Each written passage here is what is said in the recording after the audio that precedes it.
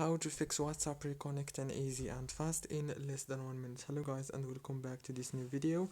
I'm gonna show you how to fix WhatsApp reconnecting in less than 1 minute. So all what you have to do is just open the settings on your phone and then go to the apps manager, and after that on this page you will find many options. All what you have to do is click on the apps.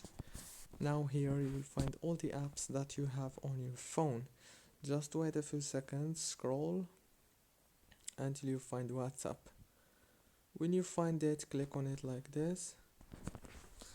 Now all what you have to do here is first thing click on this option, it's called force stop, and then go to the permissions and make sure to enable all the permissions, especially the phone and the call logs.